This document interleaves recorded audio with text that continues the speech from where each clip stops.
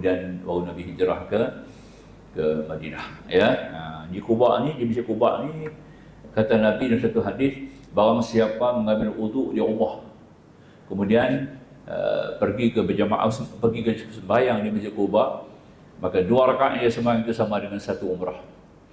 2 rakaat di Quba sembahyang sama macam 1 umrah. Tapi bukan berarti kita buat umrah tak payah buat umrah lah. Jangan salah faham pula. Pahala 2 rakaat di Masjid Quba ni sama dengan sepahalanya 1 umrah. Itu lebihnya lah ya. Jadi biasanya kita sembahyang 6 rakaat. 6 rakaat. Pertama kita sembahyang 2 rakaat tahiyatul masjid. Kedua kita sembahyang sunat kudum. Tak pernah dengar ya. Mungkin kata tawa kudum. Sembahyang sunat kudum. Kudum ni kita sampai seolah-olah masjid itu mengalu-ngalukan kita ya. Sembahyang sunat kudum 2 rakaat, kemudian baru sembahyang sunat mutlak 2 rakaat. Itu ada 6. Jadi kita sembahyang itulah. Pertama tahiyatul masjid. Kedua sunat kudum. Usolli sunatul qudumi raka'atain. Ketiga baru sunat mutlak. Sunat saja. Yang ketiga. Jadi kita sembahyang 6 rakaat itu sama kita dapat 3 umrah. Nampak ya?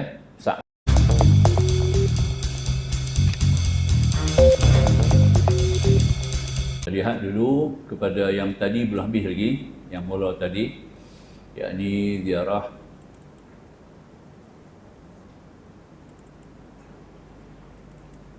yang ni modul tabung haji yang saya buat kepada tuan-tuan ni, modul tabung haji lah. Elok tuan-tuan ambil tahu modul ni bagi yang telah terpilih nanti yang nak akan pergi ke Mekah tahun ini. InsyaAllah kita pakai modul ni lah, modul ziarah ni. Baik. Dalam modul ziarah ni kita ada sebut tadi ya, ziarah Madinah ni dia ada dua sesi ya.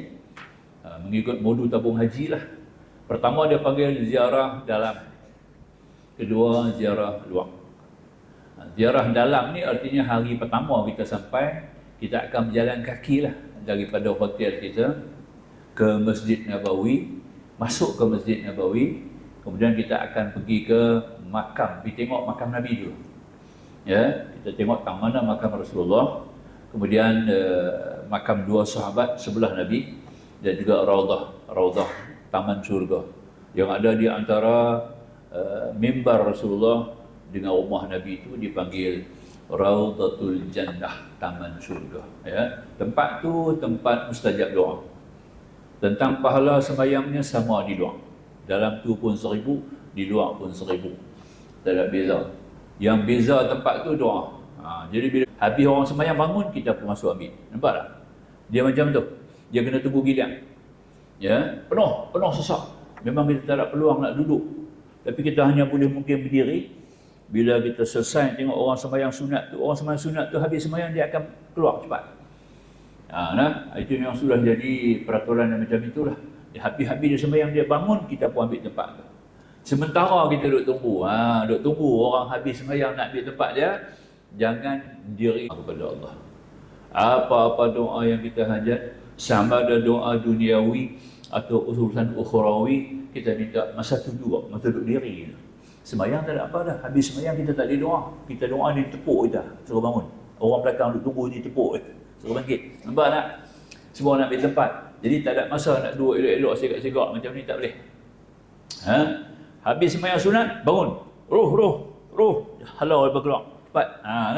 Jadi kita yang duduk berdiri, duduk tunggu orang sembahyang tu, kita tak ada tangan, kita minta doa. InsyaAllah ya. Doa makbul. Tempat tu memang doa makbul. Dia panggil taman Raudah ya. Yang mana Nabi pernah sebut sebagai taman Raudah ni, boleh kata asal taman Raudah ni pasal apa? Ya, kerana berlaku pada hari ketika mangkatnya anak Nabi iaitu Ibrahim. Umur dia baru 17 bulan. Dia mangkat pada hari itu, kebetulan orang Yahudi yang ada di Madinah masa tu. Ramai orang Yahudi, ada 3 suku bangsa Yahudi yang ada di Madinah masa tu. Dia berkata apa? Hari ini adalah hari kesialan. Hari kesialan kerana matinya anak Muhammad. Nampak? Yang jadi gerhana matahari hari itu kononnya satu kesialan yang telah menimpa kita kerana kematian anak Muhammad. Nabi pun masuk masjid hari itu nak sembahyang gerhana matahari, terus Nabi di atas mimbar. Nampak tak? Nabi kata apa? Nabi tengok ada dua kelompok. Masa Nabi naik atas mimbar tu ada dua kelompok. Satu kelompok, satu halakah. Halakah ni dia orang buat satu bulatan, duduk ramai-ramai. Dia orang sedang membincangkan masalah ilmu. Yang bercakap tentang Al-Quran, yang bercakap tentang hadis, yang bercakap tentang hukum-hukum khilaf, sama-sama mereka. Yang sebelah sini, yang duduk sebelah kiri Nabi. Kanan ni Nabi beri mimbar, tu rumah Nabi. Taman ni di sini Nabi kata ni adalah taman syurga. Nampak? Yang belah kiri Nabi pun ada satu halakah juga. Halakah ni zikir. Semua pakai dua pejam mata. La ilaha illallah. La ilaha illallah. La ilaha illallah. Yang belah kiri. Nabi tak begitu respon balik ni. Nampak tak? Walaupun dia hebat lah zikir. Tapi yang belah kanan ni sedang berbincang bab ilmu. Ya, ada orang muda. Muaz bin Jabal. Umur 9 tahun. Dia menjadi tempat rujuk. Dia rujuk ada. Ya? Umur 9 tahun. Nak kita 9 tahun dari yang parit ni. Ya, tu dia. Duk curi jambu ni. Dia pun ada ya. Maka Nabi kata apa? Antara mimbar aku dengan rumah aku adalah taman syurga. Maknanya majlis ilmu. Jadi Nabi kata apabila kamu berjalan, kamu jumpa taman syurga, hendak kamu masuk. Sahabat tanya dia, ada lagi taman syurga? Ada. Nabi kata, apa dia? Majlis zikir. Itu dia. Ini majlis zikir ya tuan-tuan. Ya, di tuan-tuan dan puan sekarang ni sedang berada di dalam taman syurga. Kalau matilah, kubur tuan-tuan jadi taman syurga.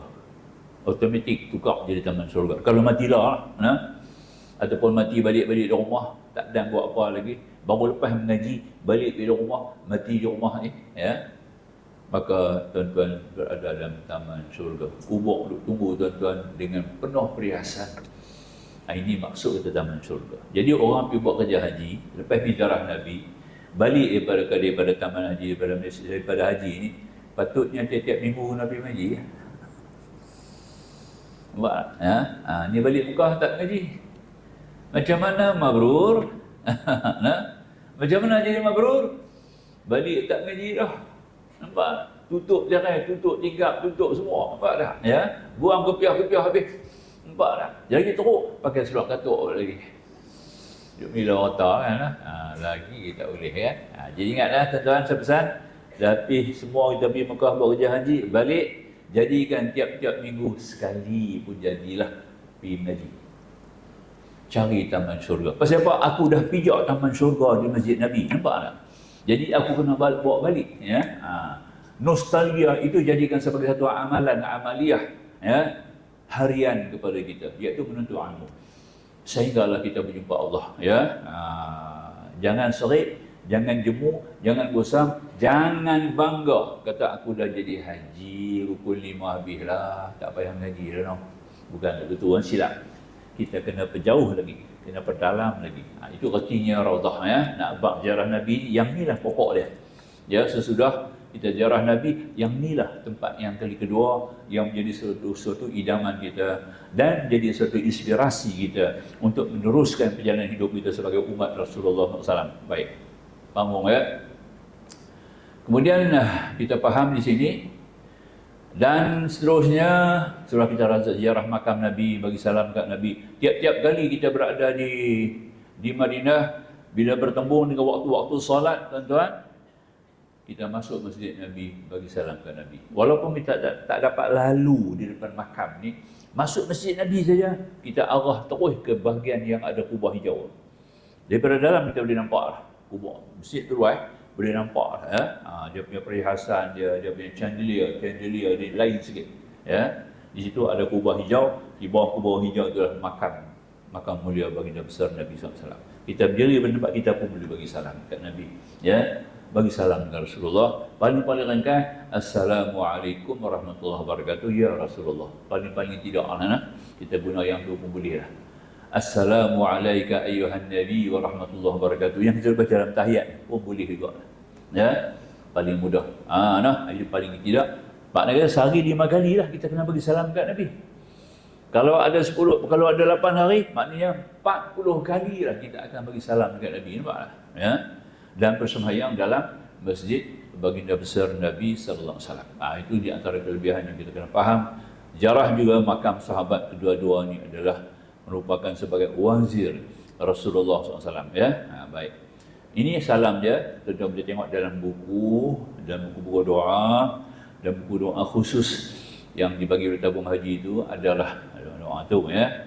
Makam Abu Bakar As-Siddiq, makam Umar Al-Khattab ya, ziarah Baqi', tanah kuburan Baqi' yang ni kita kena minta mati di Madinah, mati lah supaya ditanamkan di sini. Tidaklah, jangan sedih. Kita tanam, kita disimpan di tempat yang paling mulia. Bumi Allah ni tempat yang paling mulia ni lah. Madinatul Nabi SAW. Ya, di sinilah kita minta disemadikan, dapat bertemu. Dalam Baqi' ni ada 10,000 sahabat Nabi. 10,000 orang sahabat Nabi dalam ni. Ya. Sahabat-sahabat Nabi yang 10 orang ahli syurga ada dalam ni. Nampak? Ya, ada dalam ni. Ya, kecuali yang dipertikaikan Sa'ad bin Abi Waqqas. Ya, katanya Sa'ad bin Abi Waqqas ada di Beijing. Ya, sekarang ni ada di Beijing. Dulu Peking sekarang dipanggil Beijing. Tapi yang sahihnya bukan Sa'ad tapi adik Sa'ad. Adik Ibn Waqqas juga, adik Sa'ad bin Abi Waqqas. Dia yang punya kubur di situ. Tapi disalah faham, dia kata Sa'ad ada di Baqi'. Ya, dia pergi di China, dia pergi China, dia patah balik, dia dapat balik. Ya, dia pergi China membawa dakwah Islam, macam Marco Polo mari ke ASEAN, macam tu juga. Sa'ad bin Waqqas bawa Islam pergi ke China. Ya, dan sekarang ini keberkatan itu ada lebih kurang dalam 70 juta umat Islam ya di China. Ya, dengan 8 jenis suku dalam 8 jenis suku Cina. Ya, yang ada di China tu, mereka mendapat seruan Islam hasil berkat daripada Sa'ad bin Abi Waqqas. Ya, itu kelebihan dia lah. Jadi dibawa sebab Nabi kata tuntut ilmu sampai negeri China. Bila Nabi kata tuntut ilmu sampai negeri China, para sahabat fikir pula, siapa dari China? Kalau kita sendiri tak pergi China, macam mana orang China nak temu Islam? Maka kita pun turun, dia orang pun pergilah ke China. Dan di antaranya rombongan itu rombongan Sa'ad bin Waqqas. Tapi dia sempat balik dan disemadikan di Baqi'. Ya, yang tinggal di sana yang tak balik adik dia. Adik dia juga tinggal di situ. Adik makam adik dia lah sekarang dari sana. Tapi dia orang tulis Sa'ad je. Sa'ad bin Waqqas itu dia antara pendapat sebahagian ulama tarikh. Baik. Di bahagian tanah dia, maknanya semua seluruh masyarakat Madinah kalau mati simpan di sini lah. Satu. Tempat ziarah tempat lagi Masjid Quba. Masjid ni Rasulullah ziarah pertama kali sebelum ke Madinah. Daripada Makkah Mukarramah, Rasulullah hijrah nak pergi ke Madinah, Rasulullah tinggal di Baqi' dulu. Baqi' ni dengan Quba dengan Masjid Nabi lebih kurang 5 km. Ya, 5 km. Inilah Masjid Nabi ada di sini lebih kurang dalam 2 minggu. Nabi ada di Quba, kemudian baru Nabi hijrah ke Madinah. Ya, di Quba ni, di Masjid Quba ni kata Nabi dalam satu hadis, barang siapa mengambil wudu di rumah, kemudian pergi ke berjamaah, pergi ke sembahyang di Masjid Quba, maka 2 rakaat dia sembahyang itu sama dengan 1 umrah. 2 rakaat di Quba sembahyang sama macam 1 umrah. Tapi bukan berarti kita buat umrah tak payah buat umrah lah. Jangan salah faham pula. Pahala 2 rakaat di Masjid Quba ni sama dengan pahalanya 1 umrah. Itu lebihnya lah ya. Jadi biasanya kita sembahyang 6 rakaat. 6 rakaat. Pertama kita sembahyang 2 rakaat tahiyatul masjid. Kedua kita sembahyang sunat qudum. Tak pernah dengar ya. Mungkin kata tahu qudum. Sembahyang sunat qudum. Qudum ni kita sampai seolah-olah masjid itu mengalu-ngalukan kita ya. Sembahyang sunat qudum 2 rakaat, kemudian baru sembahyang sunat mutlak 2 rakaat. Itu ada 6. Jadi kita sembahyang itulah. Pertama tahiyatul masjid. Kedua sunat qudum. Usolli sunatul qudumi raka'atain. Ketiga baru sunat mutlak. Sunat saja. Yang ketiga. Jadi kita sembahyang 6 rakaat tu sama kita dapat 3 umrah. Nampak ya? Sah kan? Sah nilai baik. Ini ada antara masjid yang yang keempat dalam dunia ni, 4 masjid yang ada kelebihan ni. Pertama, Masjidil Haram 1,000. Kedua, Masjid Nabi 10,000. Ketiga, Masjidil Aqsa 500. Nampak? Keempat, sembahyang sunat di sembahyang kubah dapat 1 umrah. Kelima baru Masjid Jami'ul Badawi. Boleh lah. Dan masjid lain lah di seluruh dunia. Boleh kan? Habis. Baik. Ziarah tempat sejarah. Okey. Ya, Kubah. Nabi kata apa? Masjid ni dibina atas usisa ala taqwa. Dibina di atas ketakwaan. Bukan di atas kepentingan dah. Bukan atas sebab karya. Semata-mata kerana ketakwaan. Nak melahirkan masyarakat muslimin di atas muka bumi ini yang bertakwa kepada Allah. Faham ya? Ya.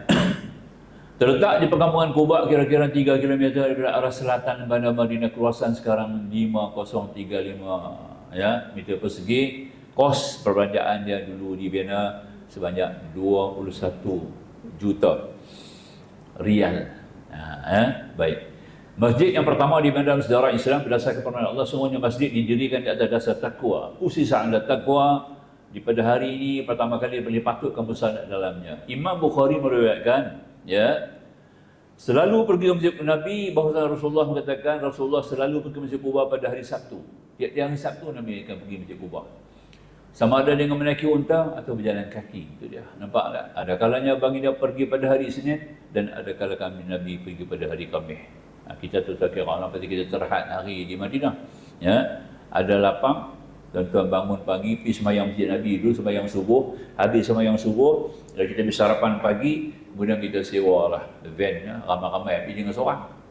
Sewa satu van, murah sikit. Ya, boleh masuk dalam 10 orang, pergi sembahyang di Masjid Quba. Sembahyang 6 rakaat, balik. Nampak ya? Buat macam tu lah. Kalau boleh hari-hari buat. Kita ada 6-7 hari, bukan nak pergi pula. Nak pergi pula pun senang dah lah. Mungkin bila pula nak pergi jaraknya kaki di Madinah. Ambil macam tu, buat hari-hari. Ya, tiap-tiap pagi habis sarapan pagi, pergilah sembahyang di Masjid Quba, ya. Baik.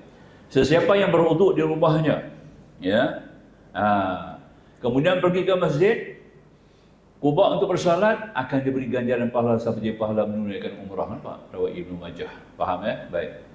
Sejarah bangunan Masjid Quba ni, pada hari Senin 8 Rabiul Awal bersama 23 September 622 Masihi, Rasulullah tiba di perkampungan Quba dan perjalanan hijrah daripada Makkah. Baginda tinggal di sana selama 4 hari bersama Bani Amr ibn Auf di rumah Kalthum bin Al-Hadimi.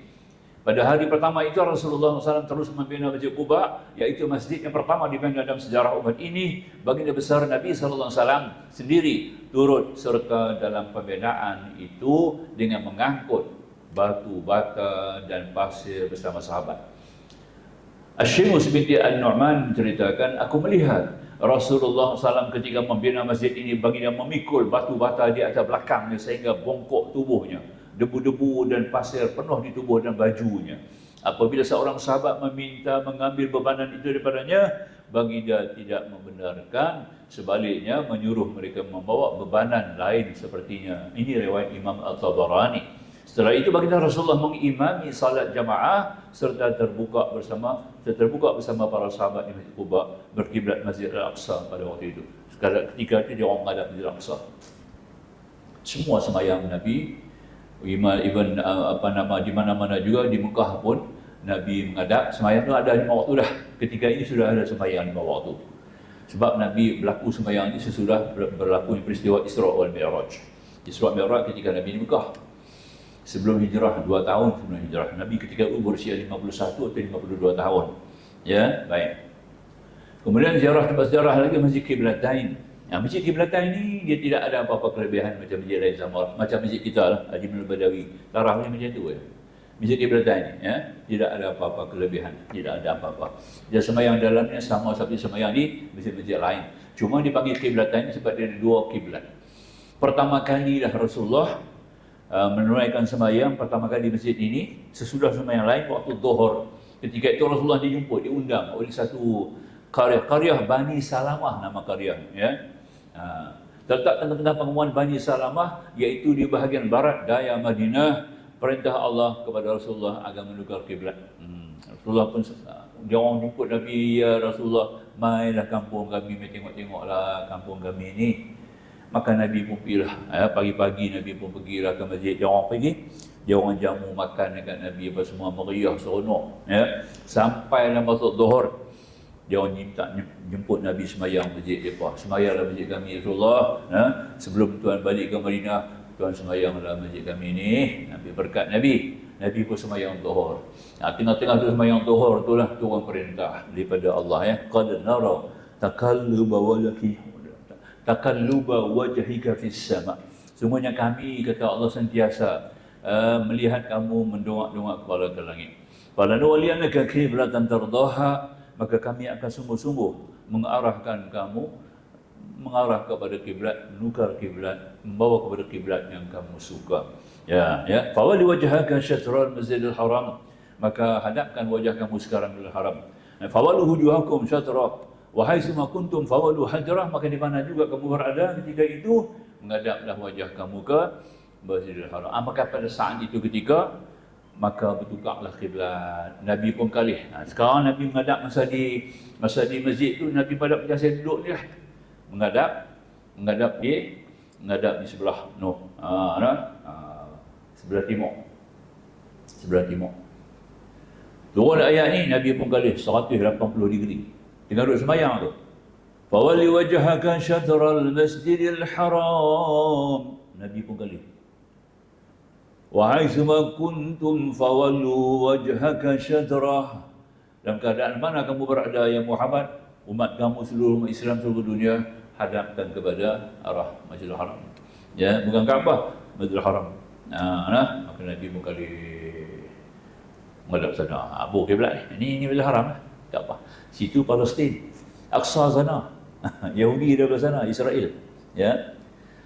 Mekah dari sini. Mekah di sini. Jadi Rasulullah pun kali. Itu yang dia makan masjid dua kiblat. Pasal kiblat mula Al-Aqsa, kiblat kedua Masjidil Haram. Itu dia. Itu pertama kali waktu zuhur. Kemudian Nabi balik ke Madinah. Sampai di Madinah, Nabi sembahyang di Madinah pula waktu asar. Waktu asar Nabi dah menghadap siap dah. Menghadap kiblat kepada Makkah. Para sahabat pun ikut Nabi. Tak tanya Nabi, ya. Terus ikut.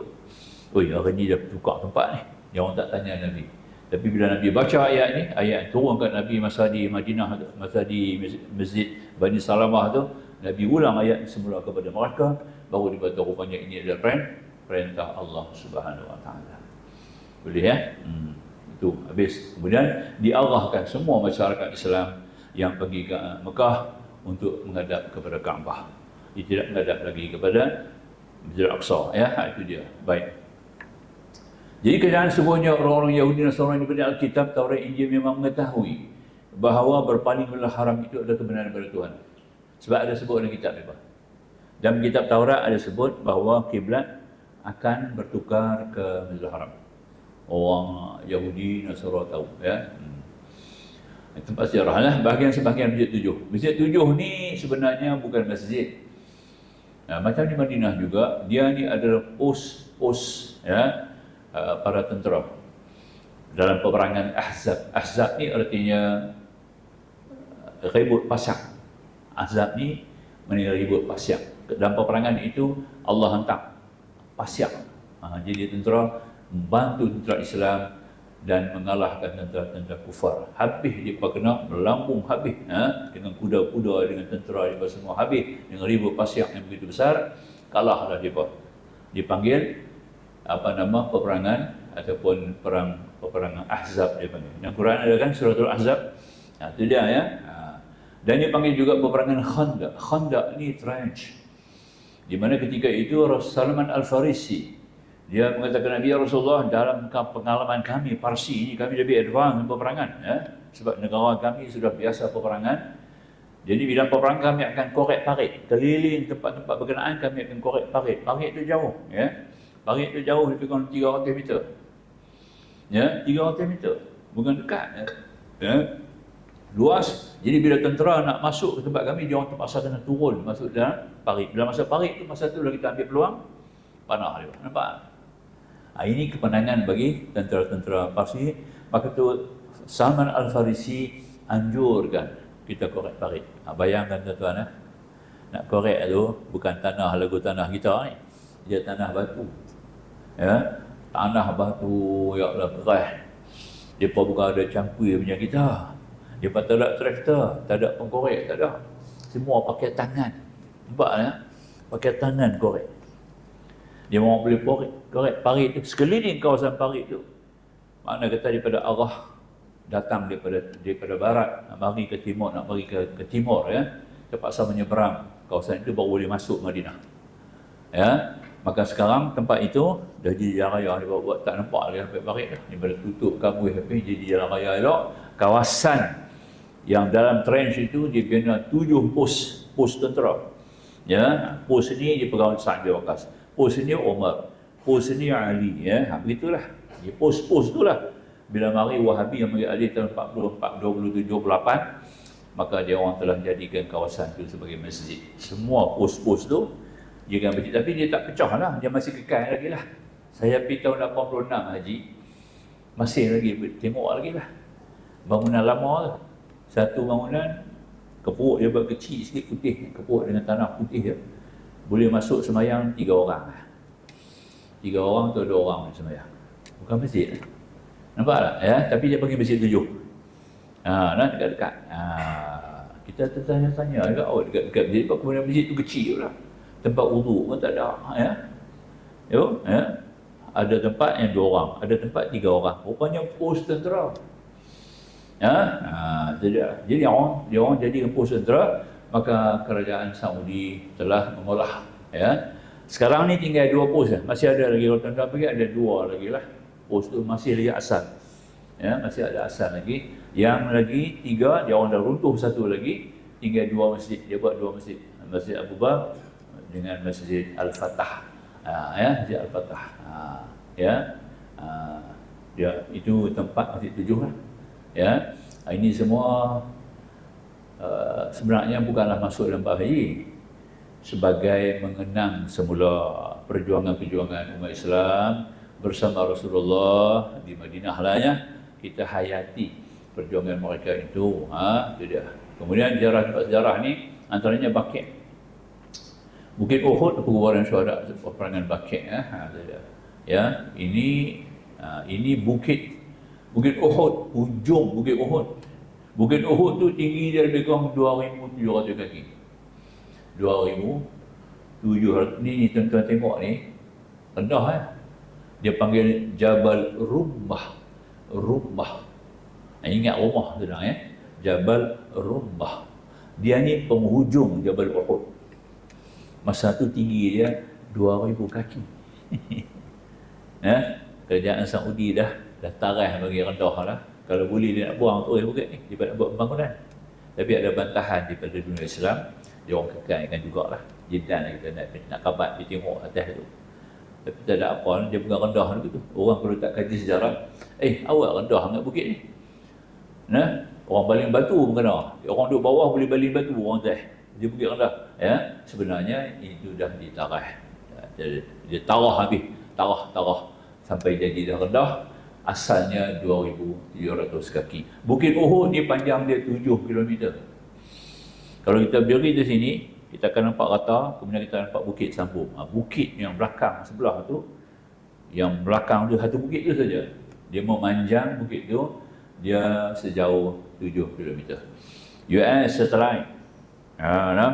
Dia dapat kesan dalam bukit tu, Bukit Uhud tu banyak permata-permata. Ya, logam-logam yang bernilai emas antaranya, platinum ya, titanium, banyak dalam tu yang sangat-sangat berharga. Jadi maka tu kerajaan Saudi baru tahu dia pegang. Tapi memandangkan Nabi katakan Nabi mengharamkan Madinah tu. Ya, bila Nabi kata haram, tempat tu haram. Kita tak boleh ambil apa-apa. Tak boleh nak ambil pasyak je balik, tak boleh ya. Kalau kata tak haram, jenuh. Orang pergi ziarah Madinah semua dibawa timba, bawa apa nama, nak pergi korek tanah bawa balik, dapat setimba pun jadi. Nampak setimba tanah balik banyak.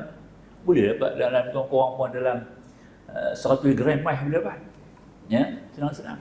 Kalau tuan ambil batu dia tengok di matahari, nampak berkelip-kelip ya, berkelip-kelip. Ya. Maknanya ada mai dalam tu. Nampak? Ya. Ini Jabal Uhud. Saya dulu masa kecil-kecil dulu dengar kuliah kan. Tok guru baca lah. Dulu Pak Haji baca Pak Haji, orang tak panggil ustaz. Pak Haji. Pak Haji Mak Ceko. Baca hadis. Nama apa Mak Ceko, bawa ceko dia sendiri. Tak percaya ayak masjid. Tak mau minum ayak masjid. Nampak lah. Dia nak ayak dia sendiri, bawa ceko sendiri. Itu dia. Itu panggil Pak Haji Mak Ceko. Nampak lah. Dia kata apa? Nah. Barang siapa pijarah, dia kata orang mati. Nah. Bicara orang mati, tunggu tengok dia sampai pergi bantu tolong bagi mandi dia, kapan dia, sembahyang dia bersama-sama, kemudian turut pergi di kubur dia, tengok sampai di kampus dia kata. Nah, sampai di kampus mayat tu baru balik ke rumah dia kata. Nabi kata dapat 2 qirat. Nah, sahabat pun tak tahu apa dia qirat, Arab tak tahu. Tengok bahasa Nabi pun orang Arab sendiri tak tahu sahabat. Ya Rasulullah, apa qirat tu? Nabi kata 1 qirat sama dengan bukit Uhud di Madinah. Nampak tak? Saya kata bagi bukit, kemudian saya pergi buat kerja haji, tengok bukit ni kecil. Nampak tak? Allah bukit ni bagi saja aku tak mau. Nampak tak? Nak buat rumah tak boleh. Kecil sangat. Nabi kata 1 bukit Uhud, rupanya yang ni kecil. Tu kita mengaji tak habis. Kenalah dengar cerita lah jauh-jauh lagi tak nah. Jangan ambil selapis ya. Kena baca banyak lapis, bahasa Nabi tinggi. Rupanya pasal 1 bukit Uhud ni sama dengan 7 kilometer bukit Uhud di Madinah. Ya Allah, nampak dah? 10 kali kepala batas. 10 kali lebih apa kepala batas lagi. Tu punya besar. Dengan logam dalam dia, kekayaan yang luar biasa dalam bukit. Ya Allah. Hanya pijarah orang mati ya. Pijarah orang mati, tunggu tengok, kemudian kita baca Al-Quran apa dia, kemudian kita tunggu sama-sama lah meraihkan ataupun kita sendiri bagi dia mandi, kita kapan dia, kita sembahyang dengan mayat dia, kita ikut dia kubur lah sampai dia masuk liang kampus. Dekat tu kita balik main rumah, dapat 2 bukit Uhud tu dia. Kaya tak? Berebut tak bila ni? Dah duduk tunggu orang mati. Nampak tak? Kalau orang mati habaq jom. Tu dia. Tapi dia nak dapat 2, kena tunggu sampai kampus. Tak mau sembahyang mayat saya dah. Habis sembahyang mayat balik. Nak dapat banyak mana? Tu saya tak tahu kira. Nak kira dulu mana. Nabi habaq sampai habis, sampai kampus baru balik mai. Baru dapat 2 bukit. Kita pergi sembahyang je balik. Mayat pun tak urus, tak kapan. Nampak cuma sembahyang 1 ya. Dengan ziarah 2. Dapat dah juga ujung-ujung bukit, dekat bukit rumah pun jadi Dalam tu ada galian dalam tu ada nilai-nilai logam yang berharga. Itu antara contoh lah. Baik. Jabal Rumah dipanggil ya. Baik. Ini tempat ziarah. Ziarah lagi tempat ziarah yang kita dah baca tadi ya. Habis dah lepas yang tu semua, last sekali pergi pasar kurma. Pasar kurma tak sunat lah, jangan salah faham lah. Ni kita sunat pergi pasar kurma, nak kacau lah. Nak kena ziarah, yang ni hanya sebagai pelesiran. Itu dah, sebagai pelesiran. Boleh tak? Boleh tak? Jadi maknanya kita hanya pergi tengoklah pasar kurma ni. Tapi yang ni pasar kurma tuan-tuan tengok kecil. Kalau di Mekah ada lagi. Pasar kurma, pasar apa? Dia panggil fawakih ya. Apa nama? As-Suqul Fawakih. Kalau di Mekah. Dia lebih kurang 7 km daripada Masjidil Haram. 7 km. Kata ke taksi pun dia beritahu. Ya. Dia tanya pergi mana? I want to go to Suq Fawakih. Dia tahu. Suq tu kata pasar, fawakih ni buah-buahan. Nampak tak? Allah tuan-tuan tengok, tak tahu. Kurma saja 1 deret tu, Masya Allah ya. Macam-macam jenis kurma. Nampak tak? Yang tu satu pasar baru lah. Tak baru lah, lebih kurang dalam sekarang tu daripada tahun, dia orang dah buat pasar tu pada tahun 82. Tahun 82 dah ada lah pasar tu sampai lah. Dia orang tak tahu lah. Sebelah dia ada kedai kek. Kek sama besar sama tinggi yang sini. Tu dia, kedai kek. Masuk semua bakery dia, ya Allah lah. Saya ingat daripada sini punya panjang sampai Tiang Simpang tu lah tu. Punya panjang pasar ini kedai kek. Sebelah pasar buah. Tuan-tuan boleh pilih macam-macam jenis buah, kurma macam-macam jenis kurma, harga dia memang murah. Jika tuan nak pergi Mekah, ya boleh belilah. Tapi kalau tuan-tuan nak pergi Mekah dulu, jangan beli Madinah. Kalau tuan-tuan pergi Madinah dulu, beli di Mekah. Tapi kalau agak jauh 7 km, tak payah pergi dah beli di Madinah. Banyak orang tak tahu, jemaah haji tak tahu tak tahu. Sebab masalah yang pertama pasal jauh. 7 km nak pergi kan. Kena pula depa kita pertama kali baru pergi kan. Kena pula cerita-cerita kawan ni kan. Dia tu Arab buat pelari yang paling jenuh. Tambah orang perempuan kan. Jenuh tu Arab pelari. Ini semua cerita tahun 18 tak ada dah. Tak ada dah ni, tak ada dah. Bebas aja dah ni tak ada apa lagi dah. Moden dah. Macam kita di sini lah, nak pergi mana, pergi seorang tak ada masalah kan. Macam tu lah. Nanti isi pun banyak lambat-lambat. Jadi pasar kurma ni hanya sebagai suatu antara pasar kurma di Madinah yang besar di sini lah. Dia besar di sini. Di Mekah dipanggil suk. Suk tu maknanya kata pasar, S-U-U-Q. Suk. Ya. Fawakih ni buah-buahan. Macam-macam ni buah. Boleh beli di situ.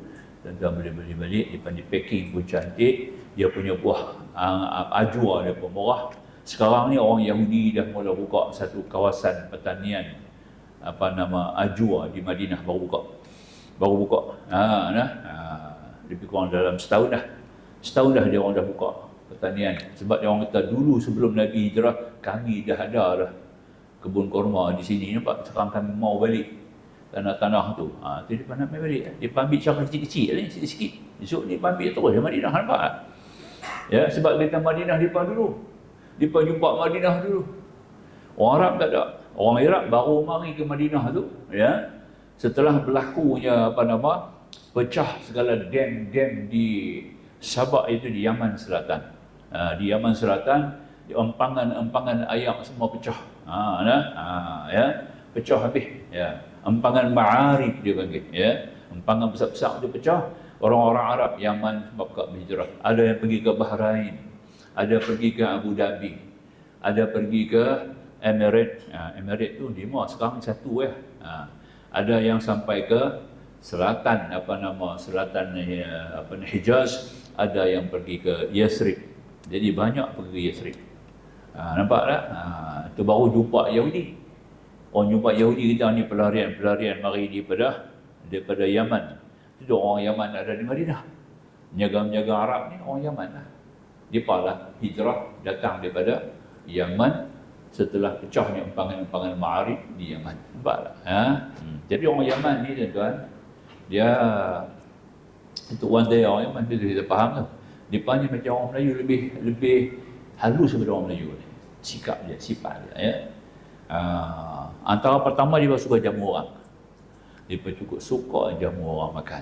Kalau minta makan ni, dia ada sebiji kurma dan dia kopek bagi 2. Dia koyak kita kopek orang Kelantan lah. Dia ni koyak 2. Dia ada sebiji kurma nak makan. Kita minta dan dia patah 2 bagi kita. Tu dia lipat. Kita aku baru 1 orang tu minta. Kita dengan marah-marah dengan hidung komok hidung cakap dia pada orang Yaman ni. Tuan-tuan boleh pergi kedai-kedai Yaman boleh minta makan dia. Nampak? Dia ni cari kau boleh makan. Kata ada aku bukan nak pergi masuk kedai jam contoh. Kedai jam ya. Kita tak pergi jam. Kata aku dah nak minum air sikit. Dan dia ni ambil air mana? Sudah nampak. Dia tak kata kami tak jual air, kami jual jam. Kau Melayu kata betul lah. Ni kedai jam, cik. Ni bukan kedai air. Kata pula begitu lah. Nampak? Dia pada masuk kedai jam Bukan nak beli jam. Nampak tak? Aku lapar, tak makan hari ni. Dia masuk, dia ambil roti Arab. Dia kata, dia kata, aku pun ada yang ni makan. Saja nak test. Ya, memang saya test semua. Memang dia macam tu. Satu kelebihan, bangsa Yaman, Saudi tu Yaman lah. Wahabi tu Yaman lah sekarang. Nampak? Tapi dia daripada daerah lain. Dia bukan daripada daerah Yaman Selatan, ya. Daripada daerah lain. Baik, itu di antaranya sedikit yang kita sebut tentang pasar tambah. Jadi yang tu lah kot. Kat tu dulu. Kita tangguh dulu, insyaAllah. Minggu depan penutup lah. Dan penutup kita akan buat khulasah sikit. Khulasah artinya kesimpulan dan semua urusan ibadah haji yang kita mengaji ni. Dan seterusnya kita akan bertangguhlah untuk sesi haji pula bagi musim khusus yang berikut, insyaAllah. Jadi macam itulah ni, borang-borang ni ada dengan dia ada di sini, boleh dapatkan daripada Tuan Haji Muzammil, borang-borang pesertaan kursus haji ini. Silakanlah siapa yang berhajat. Tak ada duit, ambil borang dulu lah. Ambil borang dulu, kemudian bagi duit, kemudian apa, masuk bank account pun ada sini. Ada bank account yang ada di bawah ni. Ada nombor telefon Tuan Haji Muzammil, boleh berhubung dengan dia lah. Apa-apa tuan-tuan boleh berhubung. InsyaAllah kita tangguh dulu untuk kita bertemu pula bagi minggu depan. Aku qauli hadza astaghfirullahalazim li wa lakum. Akhirul kalam wallahu subhanahu wa ta'ala a'lam. Bismillahirrahmanirrahim. Alhamdulillahil alamin wassalatu wassalamu ala rasulina bil karim sayyidina Muhammadin amin wa alihi wa sahbihi ajma'in. Subhanaka la ilma lana illa ma 'allamtana innaka antal alimul hakim. Rabbi shrah lana sudurana wa yassir lana umurana. Rabbana atina fid dunya hasanah wa bil akhirati hasanah wa qina adzabannar. Walhamdulillahi alamin. Wassalamualaikum warahmatullahi wabarakatuh.